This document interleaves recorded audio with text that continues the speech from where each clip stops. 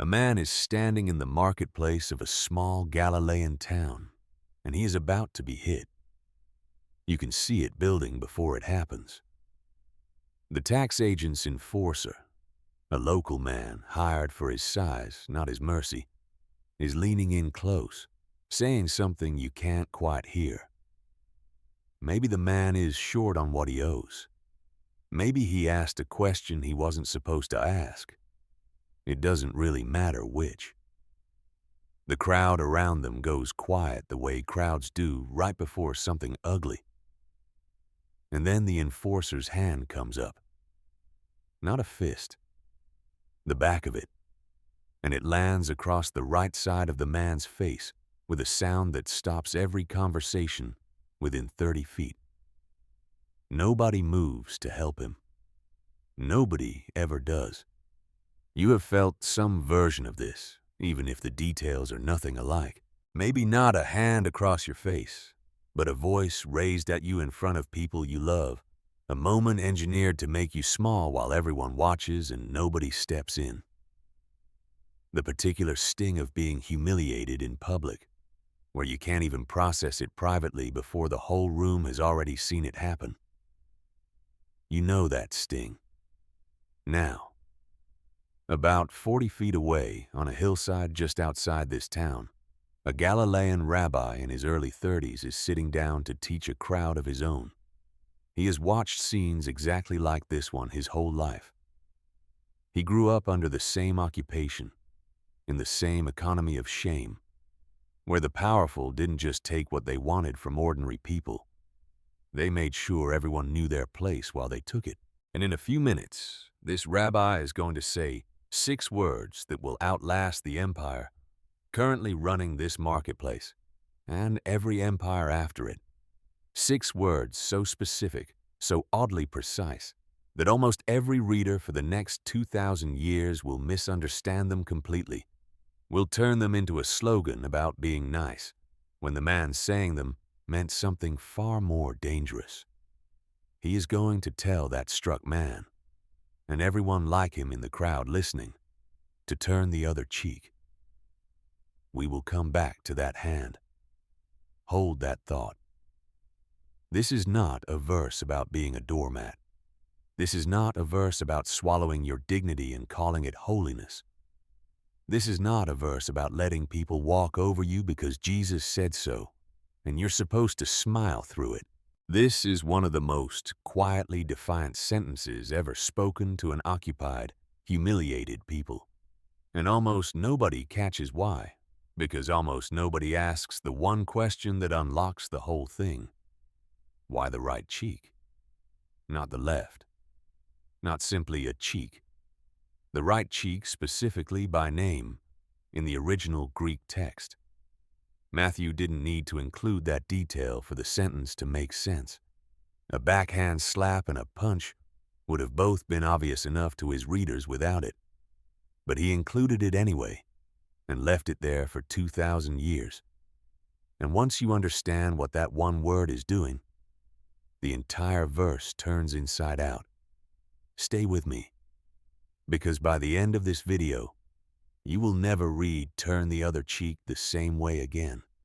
To understand why the right cheek matters, you have to understand something about how insults worked in the 1st century, because they were governed by rules almost as strict as the laws themselves. Here's what most people miss. In the honor-shame culture of 1st century Judea, how you were hit mattered as much as whether you were hit at all. The Jewish legal code known as the Mishnah actually wrote this into law. A section called Bava Kama lays out fines for striking another person, and the fine for a backhanded slap was double the fine for an open palm slap. Not because the backhand hurt more. The text is explicit about this. It cost more because it was a blow of shame, not a blow of pain. A punch was a fight between 2 men who considered each other equals. A backhand was a message sent downward. It said, "You are beneath me, and I am putting you back in your place." You can imagine how that would land, day after day, if you were a Jewish peasant under Roman rule. a tenant farmer facing an angry landlord over a bad harvest, a debtor facing a collector who wanted more than the man had, a woman facing a husband who considered his authority absolute and unquestionable. The backhand wasn't rare. It was a tool, used by masters on slaves, husbands on wives, parents on grown children, Romans on Jews, priests on peasants. It existed for one purpose: to keep whoever was below, firmly, publicly, painfully, below. Jesus grew up watching this. He grew up under Herod Antipas, the regional ruler who governed Galilee on Rome's behalf. A man historians describe as quick to use fear and humiliation to keep his own people compliant. Rome didn't need to station a soldier on every street corner. It only needed enough backhands, delivered often enough, in public enough, that everyone understood exactly where they stood. Picture a woman in that same crowd, listening. She has felt this exact humiliation inside her own home, more than once, and never once had anyone step in on her behalf. For her, this isn't a clever cultural observation about ancient etiquette. It's the story of her marriage. It's every mealtime where she learned to read a mood before it turned. Every time she made herself smaller to avoid a hand she knew was coming. When she hears a rabbi say, "Turn the other cheek," she isn't hearing a rule about manners. She's hearing for the first time in her life that there might be a way to answer this without either disappearing or becoming just as violent as the hand raised against her. Now here's where it gets stranger. Go back to the Dead Sea Scrolls, to the strict community at Qumran. Their community rule was almost obsessive about the left hand. Gesturing with your left hand during a public meeting wasn't just rude. It could get you 10 days of penance. The left hand, across Jewish culture, was reserved for unclean tasks. You didn't eat with it. You didn't gesture with it in public. You certainly didn't strike someone with it, because using your left hand in public would shame you before it ever shamed the person you struck. So think through the mechanics with me. If a man wants to backhand you across your right cheek, what hand does he have to use? Not his left. That's off the table entirely. A public shame in itself. He has to use his right hand. And if you've ever tried it, go on. Try the motion in your head right now. The only way a right hand naturally lands on someone's right cheek is with the back of the hand. A right-handed fist would land on the left cheek. A right-handed slap, palm out, would land on the left cheek too. The only blow that lands on the right cheek, delivered by a right-handed striker, is a backhand. Jesus didn't say if anyone strikes you. He named the exact cheek, which means he wasn't describing an accident or a random scuffle. He was describing this specific, deliberate, socially coded act. The insult, the put-down, the unmistakable message: you are inferior, and I am reminding you of it in front of everyone watching. The Greek word Matthew uses for the striking is rapizo. It means to slap with the open hand, not to punch with a closed fist. It's a specific, deliberate word, chosen carefully. And it's the same word Matthew uses later, in his account of Jesus' own trial, when Jesus himself is struck. The rabbi teaching on this hillside is going to live out his own sentence before this story ends. And there's the word right before it, the one everyone quotes without translating. Do not resist. In Greek, antistene. It sounds like passivity. Lie down. Accept it. Do nothing. But the word actually carries a much sharper edge in Greek usage of the period. It more precisely means, do not retaliate in kind. Do not meet violence with matching violence, blow for blow. It is not a command to feel nothing. It is a command not to fight fire with fire. The 20th century theologian Walter Wink spent years studying exactly this passage, digging through rabbinic law and Roman military custom to reconstruct what Jesus' first listeners would have heard. His conclusion reshaped how an entire generation of scholars read this verse. Jesus was not preaching passivity. He was teaching a specific third way of resisting, one that refuses both surrender and retaliation. Here's the part nobody tells you. Jesus is not telling this crowd to accept humiliation quietly. He is about to hand them something else entirely. A third option nobody in that marketplace saw coming. Let's pause here for 1 second. You now know something almost nobody watching this video knew 10 minutes ago. That a backhand slap on the right cheek was a specific, legally defined act of humiliation in first-century Judea. And Jesus named it on purpose. If this is opening something up for you, hit subscribe now. Because we're about to go into the trial of Jesus himself, and you'll see him live out this exact teaching under the worst possible circumstances. And that struck man in the marketplace? We're not done with him yet. Here's what makes this teaching even heavier. Jesus wasn't just talking about a slap. He was describing an entire system of everyday humiliation. And he was about to hand his listeners a way to resist all of it without ever picking up a weapon. Look at the sentence right after it, in the same breath.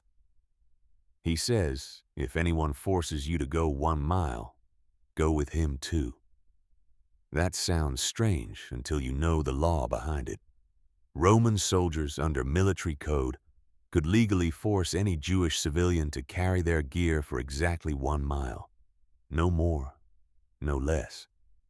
It was called angareia, and it was a daily humiliation for an occupied people. A Roman boot on your back, and Roman law protecting the boot. You can picture it. A farmer stopped on the road outside Capernaum, a soldier dropping a heavy pack of armor onto his shoulders without asking. 1 mile. The law says 1 mile. Refuse and you're beaten, or worse. Comply exactly, and you've been reduced to a beast of burden for exactly as long as the empire decided you would be. And Jesus says, go 2. Not because 2 miles is more pious than 1, but because at the end of that first mile, the soldier has to make a decision he never expected to make and never trained for. Either he takes his pack back and admits, in front of anyone watching on the road, that this Jewish peasant is now doing him an unrequested, uncomfortable favor, or he lets the man keep carrying it, which was technically against Roman military code and could get him disciplined by his own commanding officer. The forced laborer has quietly taken control of an interaction that was designed by an empire to strip him of all control. This is the same move as the cheek. Do the thing your oppressor never planned for. Not silence, not submission. Something else. Something that costs the powerful more than it costs you. Go back 700 years before Jesus, to the prophet Isaiah, and you find the blueprint already written into Scripture. Isaiah describes a suffering servant of God who says, I gave my back to those who strike me, and my cheeks to those who pull out the beard. I did not hide my face from disgrace and spitting. This is not a man cowering in a corner. This is a man who refuses to be broken by what is done to him, who absorbs the shame without ever letting it define who he is. And then, watch what happens next. Jesus becomes that man, word for word. Fast forward roughly 3 years from this hillside. Jesus is standing before Annas, the former high priest, and Caiaphas, the sitting high priest, during the trial that will end with his crucifixion. An officer standing nearby strikes Jesus across the face with the palm of his hand. The exact insult he described on this hillside is now landing on his own skin, in a room full of the most powerful religious men in Jerusalem. And what does Jesus do? He does not stay silent. He does not strike back either. He looks at the man and says, "If I have spoken wrongly, testify about the wrong. But if rightly, why do you strike me?" He names the injustice out loud, in front of witnesses without ever raising a hand. This is the third way, lived out in real time, by the very man who first taught it on a hillside near the Sea of Galilee. The Jewish historian Josephus, writing decades later about life under Roman occupation, describes a world exactly like this one. Soldiers demanding compliance, peasants absorbing humiliation as the price of survival, a population with almost no legal recourse against the powerful. The Roman historian Tacitus, writing from the other side of the same empire, described Judea under governors like Pontius Pilate as a province held together as much by fear as by force. Pilate himself would later preside over the trial that sends Jesus to the cross, a trial built on the same machinery of intimidation Jesus had spent his ministry quietly undermining. Against that backdrop, Jesus was not offering his listeners an abstract philosophy to admire from a safe distance. He was handing an occupied, humiliated people something they could actually use on a Tuesday morning in a crowded marketplace the next time a hand came up against them. This is not weakness dressed up as virtue. This is not passivity with a Bible verse attached to make it sound holy. This is not a technique for simply avoiding conflict and keeping the peace at any cost. This is a way of refusing to let another person's cruelty define the terms of the encounter while refusing at the same time to become cruel yourself. You were built for more than fight or flight. Jesus is showing you a third door. Now go back with me, back to that marketplace, back to the man who was struck. He is still standing there, cheek stinging, the whole town watching to see what he'll do next.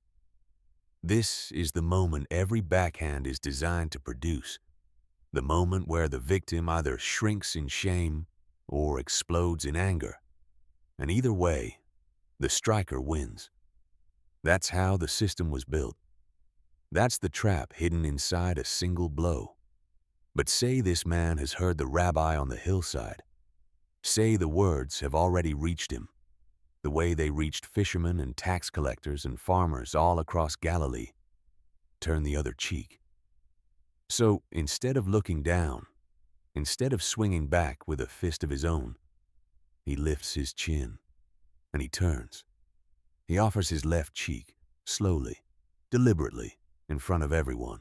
And now, watch the enforcer freeze, because to hit that left cheek with his right hand, the only hand he's permitted to use in public, he cannot backhand it. Try the motion again in your mind right now. A right-handed backhand naturally finds the right cheek every time. To reach the left cheek with his right hand, he has no choice but to strike forehand, palm out, the way you'd strike an equal. Not a slave, not an inferior. An equal. He has three choices now, and none of them are the one he came here wanting. He can strike the man as an equal, which publicly cancels the very insult he was trying to deliver in the first place. He can switch to his left hand, which shames him instead, in front of the exact crowd that was just watching someone else get shamed a moment ago. Or he can simply stop. Most of the time, in Wink's reconstruction of this scene, he stops. The man in the marketplace has not fought back. He has not run either. He has taken the exact posture of nonviolence Jesus described just an hour earlier on that hillside. And in doing so, he has taken something back that no backhand could ever touch. His dignity was never actually sitting in that enforcer's open hand to begin with. It never was. It was only ever his own. You know this feeling, even if you've never once been slapped in a marketplace. The boss who tries to shrink you in a meeting in front of your co-workers. The comment at a family dinner designed to put you back in your place. in front of the people you love most. The message that's meant to sting, to remind you of exactly where someone else thinks you belong. You know that half second of decision, don't you? Do I collapse? Do I swing back and become just as ugly as this moment? Or is there something else? Some third door I haven't tried? Jesus is telling you the third door exists. It has existed since a hillside outside a Galilean town, since a struck cheek in a crowded marketplace, since a suffering servant described in Isaiah 700 years earlier, since a courtroom exchange with a temple officer that ended not in silence and not in violence, but in truth spoken plainly and calmly to power. Turning the other cheek was never about being weak enough to simply take it. It was about being strong enough to refuse both the shrinking and the striking back at once, and to make the person hurting you face, in front of everyone watching, exactly what they were doing to another human being. 3 things to carry with you from this. First, the right cheek was never a random detail. It was the exact anatomy of a backhanded insult in a specific culture, at a specific time. And Jesus named it on purpose because his first listeners would have understood instantly what modern readers usually miss. Second, turn the other cheek was never a command to lie down. It was a command to stand up in a way your enemy never planned for. To answer humiliation not with more violence and not with silence either, but with a dignity that refuses to be handed over. And third, the strongest thing you may ever do in your life might not look like fighting back at all. It might look like standing your ground, staying human, and forcing the person hurting you to see exactly what they're doing, while you refuse to become them. Which is harder for you, turning the other cheek or going the second mile? Tell me below, and tell me why. Somewhere today, you will be handed a version of that marketplace moment. It might be small. A dismissive comment, a hand in some form coming up against you, and in that half second, you will have the same 3 doors that man had 2,000 years ago. Shrink, strike back, or stand your ground without becoming the thing that hurt you. You were never meant to shrink. You were never meant to strike back either. You were meant for the third way, the one a Galilean rabbi taught on a hillside 2,000 years ago, and then walked, still teaching it, into a courtroom and let a soldier's hand prove he meant every word of it.